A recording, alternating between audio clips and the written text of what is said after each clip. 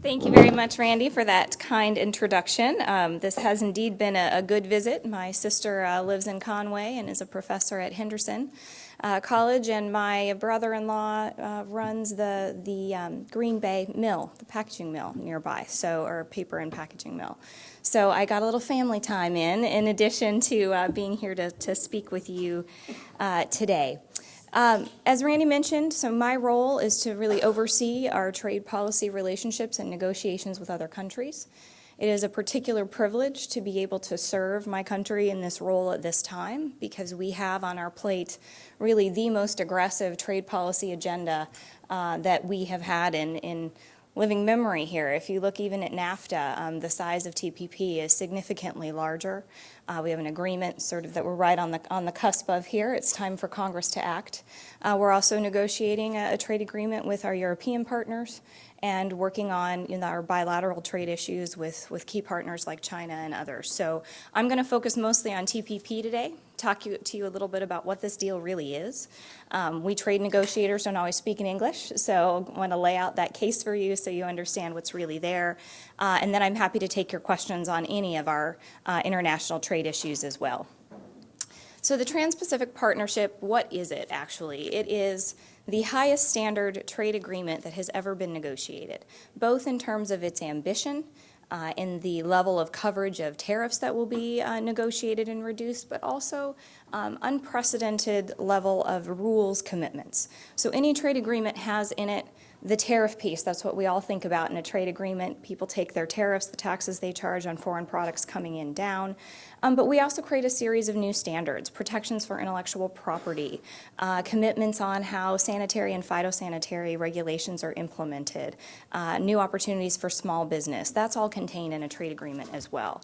40% of the global economy is around the table in TPP in those 12 countries. So this is a massive opportunity in terms of the access we're providing, and 18,000 separate taxes on every good and service you can think of, whether that's agricultural or manufactured goods or the services we provide, are cut through the agreement. And it provides unprecedented access for farmers and ranchers from the United States to these TPP markets, which is important in part because these markets are big in and of themselves, but because of their growth and their dynamism as well. And these agreements are not just, you heard Senator Cotton talking today about the U.S. leadership in the world and our role in the world, and I think it's important. And he noted that our economic relationships, the way that we trade with other countries, is a key part of cementing that relationship. Senator Bozeman talked about Cuba. We don't want to run the same play, and any guy who can work Tom Osborne into his comments is a fan of mine, coming from Nebraska, or I'm a fan of his, rather. That same play hasn't been working. Our economic relationships do have political influence. That's a new play we can run, and it's true throughout the TPP region as well, which is also very dynamic in terms of the political happenings there, events in the South China Sea, off the coast of Japan. And so we view TPP as a cornerstone of our pivot to Asia, of our influence and our ability to form alliances throughout that region in a foreign policy sense as well. But just to give you a sense of who these TPP countries are, 40% of our exports of goods and services, that's all goods and services, not just agriculture, already go to these TPP partners. These are top trading partners. These are our allies in trade. And if you think about the fact that even though these are our top trading partners, we still pay some pretty high tariffs into these markets. Or it can just be tough to do business with them because of particular rules. If we kept more money from every transaction that we already make, think about that, what that would do for your pocketbook. But what we know, in fact, and in agriculture, it's 44% of our exports going to those TPP countries. So these are good partners for us already.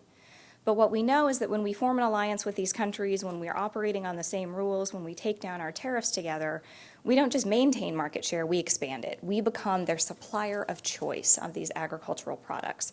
So right now you're looking at $63 billion of ag exports. We expect that to expand, and on every expansion, it's more money in the pocket of U.S. farmers because they're not paying those taxes overseas. And who are we trading with? We're trading with Canada and Japan, two key TPP partners. Now, Canada has been a really great trading partner. They're always number 1, 2, or 3 on our list, now that China sometimes outranks them. And we have free trade with them on everything except their supply managed sectors, which they have managed to protect through our free trade agreement with Canada, through NAFTA. wouldn't budge, no access for dairy, poultry, or eggs. Well, we got that under TPP. We have new TRQs under TPP to a neighbor, a very close by market, a reliable market, and a market that buys high value products. This is a high income country. They will buy some of our best product at the high end of the market. We have Japan, similar situation. High income country, high value country. We can sell some of our most valued products there. But then we have Vietnam and Malaysia. Two countries with fast-growing populations, but more importantly, or just as important than that, the overall number of people is increasing, but the percentage of that number that are joining the middle class is also gaining rapidly. And that is a double opportunity for U.S. agriculture, because when people enter the middle class, the first thing they change is what they eat. They no longer have to worry about getting the accurate number of calories every day. They can be picky about the quality of those calories. And the first thing they do is they add more protein to their diet. So we already sell these countries a lot of basic commodities. We sell them skim milk powder and our soybeans and our corn, all things important to Arkansas and to our economy. And they're going to buy more of that because they need it to feed their livestock and to add protein to their diets. But these are not countries with a huge land mass. They cannot feed their demand for protein without importing the protein directly. And the U.S. is pretty darn competitive in providing it. Our dairy products, our poultry, our beef, our pork, we expect them to import a lot of that as well. But they aren't just going to want protein. They're going to want our fruits and vegetables as well. They're going to be looking for freshness and quality in their diet and for expanding the nutrient base of their diet. And for our producers out west in particular, in that fresh fruit and vegetable market, we see a huge increase. So volume, value, and variety, we see all increasing very steeply in those new dynamic markets of Vietnam and Malaysia. And we set a few principles that I think are important in TPP and will be important as TPP moves forward, and that is that every tariff line, every single agricultural product, every industrial product for that matter, is liberalized in some way without exceptions. There are no products left out of this deal, not by the United States and not by other countries, so very high standard in that way. If you look at the 4 countries with whom, or the 5 countries rather, with whom we have a new trade deal, and you can add Canada in there too, in that they opened certain sectors to us. 93% of their agricultural tariff lines will be eliminated fully. Tariffs will be eliminated fully. 70% on day 1, we will go to 0 on tariffs for those products. And if you look at the remaining 7%, every one of those lines provides new access. It's either a new duty-free quota, high tariffs are slashed to very low levels, new access for us to send our product in. So it's high quality. But we also have a lot of new rules, higher standard rules than we've ever had before in a free trade agreement. New rules on sanitary and phytosanitary standards, and I'll go into those in a bit more detail in a minute. Geographical indications, never before have we done a trade agreement that included GIs. And for those of you that participate in the dairy or the meat or the wine sector, that's really important. And GIs is a level of intellectual property protection used a lot by the Europeans in particular, where they claim the exclusive use of names of products for the marketing of products that have a place affiliation. So if you think about Parma ham or Parmigiano Reggiano, that cheese that's really produced from that region of Italy, this is what we're talking about. But what Europe is doing both in Europe and encouraging other countries around the world, and they're negotiating trade agreements all around the globe, is asking those countries not just to protect that compound name, not to protect that very specific product, but to extend that protection to the generic names as well, to the common names, Parmesan, Feta, Asiago, Parma generally, that to not allow any product to be sold from any country other than Europe or that place. Well, I'm sorry, but our makers of Parmesan, our makers of Feta have been doing it for decades, and they have a very good product to sell, and we need to maintain their access and grow their access to these dairy markets in Vietnam and Malaysia and elsewhere, and we do that through TPP. We create a process where U.S. cheesemakers could challenge the overly broad protection of these GIs and make sure we maintain access for a growing area of the market. And there are stronger rules on TBT as well. Sometimes it's not just a health or safety regulation that gets your product hung up at the port. It could be a technical standard. We want stronger rules to ensure transparency for those standards too.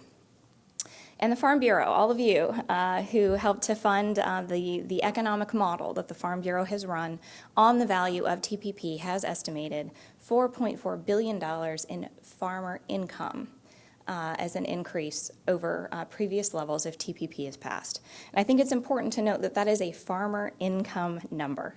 That's not just the additional sales, that is what goes in your pockets each year if we pass TPP. And of course, all of you know, because you're participating, you are exporters as farmers, you're participating in this market, that $3.7 billion worth of your goods in 2014 went out in that global marketplace. That is not small potatoes for any state, and certainly important here in Arkansas. More than 30,000 jobs here in the state are provided by the work that you do and your ability to send those products to overseas markets. And if you look just at Arkansas specifically, the Farm Bureau did, its economic analysis of the benefits as a nation, but also then extrapolated those to the states, expecting, again, increased exports of the agricultural products here from Arkansas, 14 million additional exports of soybeans, 41 of rice, and 16 million additional poultry exports.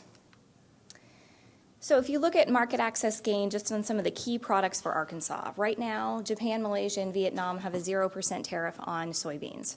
We already enjoy good access to them. That will be guaranteed. Right now, under the WTO, countries can raise or lower some of their tariffs, but in TPP, it would lock in that access. It's also important to note that if you look globally, feed grains generally have low or no tariffs. Folks need access to them for their own livestock enterprises. But when you start to look at things like processed products, soybean oil, soybean meal, tariffs are usually quite a bit higher. All of those will be eliminated under TPP as well. And Japan is going to establish on the rice sector a brand new country-specific quota. Specific to the United States, we don't share it with any other TPP country, starting at 50 and going to 70,000 metric tons. Japan will also take steps to make sure that the way we access that quota and the WTO quota that we operate is far more transparent and reliable than it has been. A broader list of who can participate in the buying and selling of rice into Japan, a longer time for that rice to enter. You could actually get your tender first and then plant a specialty variety of rice and ship it to Japan. So we think we've improved both. We know we have improved both the quantity of rice that will go into Japan and the quality of the access that you have, the ability to use it. Japan and Vietnam will also eliminate tariffs on all poultry products within 13 years. Many of those tariff lines will be eliminated much sooner, but by year 13, all tariffs into those countries on poultry will be gone. But in addition to exporting new farm products, I like to say that TPP allows us to export the way that we do business and the values that we expect in a good business partner. And I think the normative value of TPP, its ability to influence the way we do business, is as or more important than the initial market access gains of this deal. TPP was always intended to serve as a magnet. We took 12 countries from the Asia-Pacific region, some from Latin America, some from North America, some from North and Southeast Asia, and said, who is willing to go all in, to do the highest standard deal we could possibly negotiate to address all these kinds of non-tariff barrier issues you see on the screen, to address every single product, not leave anything left on the table, but to provide new access for everything. In those countries, we're going to work with you. And among the 12 of us, we are going to get to the highest possible standard that we can, and when we show everybody that it can work. You have a developed country like Japan, you have developing economies like Vietnam, all agreeing to meet the same standards. When you're all at the table with the highest standard thing we can do, then we'll ask others to join. And it's working. That magnetism is already being felt. We haven't passed these agreements yet through our Congress, yet within a week of concluding negotiations in October, 8 separate countries had called our U.S. Trade Representative, Ambassador Mike Froman, to say, when will you open up this agreement for others to join? We see the value of being part of this alliance. And that includes big customers. Taiwan and Korea have very publicly declared their interest. Indonesia has said it sees itself as a TPP member and will start looking at the steps it has to take to meet the standards to be part of that club. The Philippines, already a key agricultural market for us. And those markets also fit that definition of that rising middle class, where we would expect the volume, the value, and the variety of what we could send them to increase rapidly in the future. And some key places where they are expanding the standards. I think it's interesting to note that as we look at implementing the TPP, if we implement the agreement that we signed up to, the United States doesn't have to do a whole lot. We already base our sanitary and phytosanitary measures on science. We already have strong protections for intellectual property, but a number of these countries will have to make significant changes to the way they do business, to the transparency they provide, to the ability of the public to participate in rulemaking in all of these areas. They will have to rise to meet the way that we do business in order to be our TPP partner. And here's a couple of ways on the ag side that we use the non-tariff barriers and the higher standards of TPP to get at some of the hardest issues you face in international trade. And that's building on the SPS rules, those sanitary and phytosanitary rules, whether it's pesticide levels and standards or animal health provisions, whatever it might be, that can stop trade at the border even when tariffs are low. What we've created in TPP is the highest standard SPS chapter that's out there. It's a higher standard than we have in Geneva at the WTO, and it creates new obligations to very clearly indicate that countries have to show how both the fact that they're taking a measure is based on sound science, that there is a risk from a particular pest or disease, but also that the proposed response to it, the rule that they're making, the mitigation measure, is done in a scientific manner and in the least trade restrictive way possible. It requires, again, notice and comment in rulemaking, that you're going to know what SPS provisions you're going to be subjected to before your poultry lands at the port. You're going to know what the testing methodology is so that you are prepared to meet those standards and that you'll have time to prepare for them before they are enacted. Again, have to be based on science, have to be transparent. We've created a new dispute settlement mechanism. All of these obligations are subjected to dispute settlement under the agreement, but countries also have the opportunity to request a consultative mechanism where trade officials and the animal and plant health officials have to sit down together and try and resolve these issues before they go into a full-blown dispute. So again, a mechanism in place under TPP to try and prevent some of these irritants from becoming full-blown trade problems before they're fully implemented. And we're going to build on those TPP rules, again, open and transparent standard setting.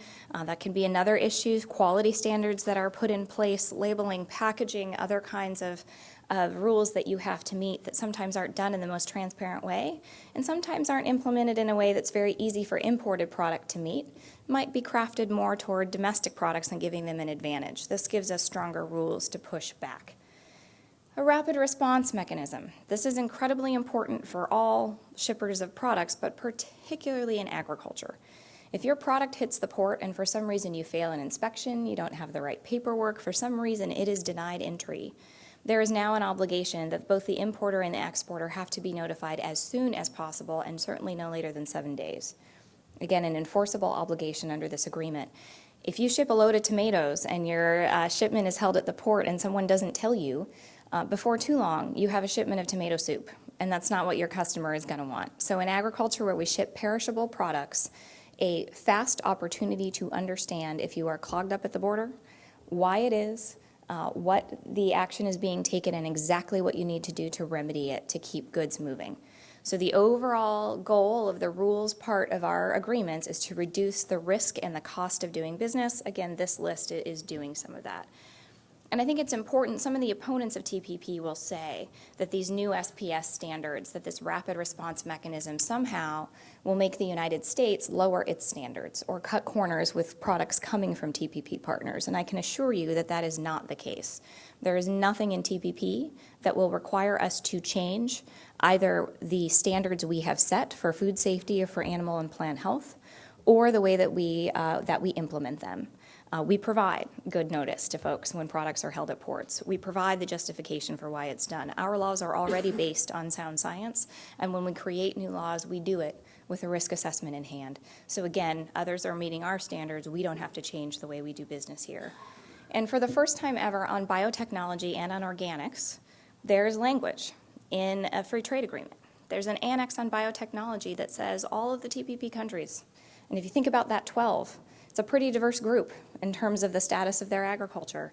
All 12 agree to make their approval procedure for biotech events based on science and to do it in a transparent and predictable manner.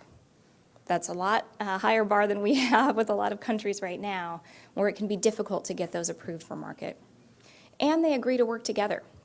that in the event of low-level presence, an event we've seen where a product is grown by farmers and farmers are seeing benefits and it's approved in the United States, but it hasn't gone all the way through the approval process in a country that we're shipping it to.